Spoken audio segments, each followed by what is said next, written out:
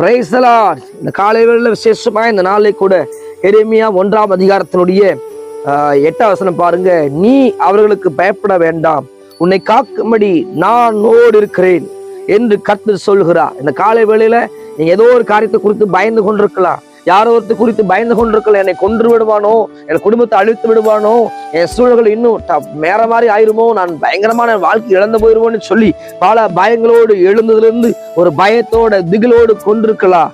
ஆண்டவர் உங்களை பார்த்து சொல்லுகிற வார்த்தை, அவர்களுக்கு நீ பயப்பட வேண்டாம், யாருக்கும் பயப்பட வேண்டாம். உன்னை நெருக்குகிற, உன்னை போராடுகிற, உன்னை கொலை செய்யும்படி உனக்கு விரோதமாய் எழும்புகிற, உனக்கு எதிராக எழும்புகிற மறைவிடங்கள்ல விழிசுனியமோ மந்திரவாதமோ இல்ல மனுஷனோ யாரோ ஒருத்தர் விரோதமாய் எழும்பியிருக்கலாம். நீ அதை பார்த்து பயந்து கொண்டிருக்கலாம். கர்த்தர் சொல்றார் பாருங்க, உன்னை காக்கும்படி நான் உன்னோடு இருக்கிறேன். இந்த காலை வேளையில உங்களை பார்த்து நான் சொல்றாரு, உங்களை பாதுகாக்கிறதுக்கு நான் கூட இருக்கிறாருங்க. இந்த காலை வேளையில ஒரு ஆர்மி இருக்குது, ஒரு ஆர்மி இருக்குது.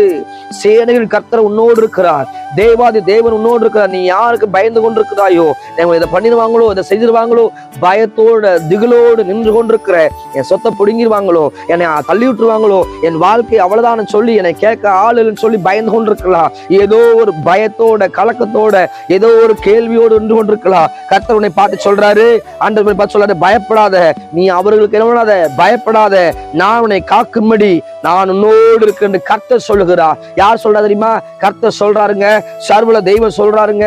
வானாதி வானம் இருக்கிற சர்வ வல்லமை தெய்வம் சொல்றாரு, உன்னை காக்கும்படி கர்த்தர் உன்னோடு இருக்கிறார், உன்னை பாதுகாக்க உன்னோடு இருக்கிறார். அவர் யார்? எப்படிப்பட்ட தெய்வம்? வானம் எனக்கு சிங்காசனம், பூமி எனக்கு பாதப்படி சொன்னவர், அவர் அதிசயமானவர், அற்புதங்கள் செய்கிறவர். அதை சொல்றாரு, நீ அவர்களுக்கு பயப்பட வேண்டாம். நிறைய பயம் வந்தா வாழ்க்கைகள் நிறைய எது சாதிக்க முடியாது.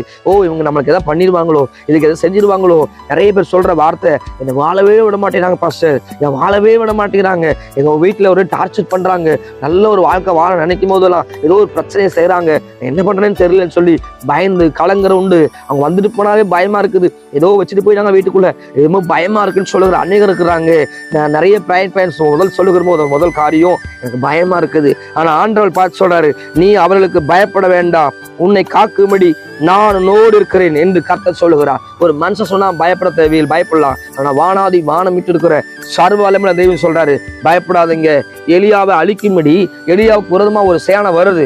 கேஎஸ்சி போய் பாக்குறான், ஐயோ நிஜமானனே, பயங்கரமான சேனை வந்திருக்குது, நம்ம அழிக்கும்படி கைது பண்ண வந்திருக்காங்க, என்ன பண்றேன்னு சொல்லி கேஎஸ்சி பயப்படுறான். எலியா வந்து அவன் கண்களை, ஆவிக்குரிய கண்களை திறந்து விடும்போது அவன் பார்க்கிறான், ஒரு தேவனுடைய சேனை அந்த இடம் முழுதை மூடி இருக்கு. அவங்கள விட நம்ம தேவ சேனை நிக்கிறத பார்த்து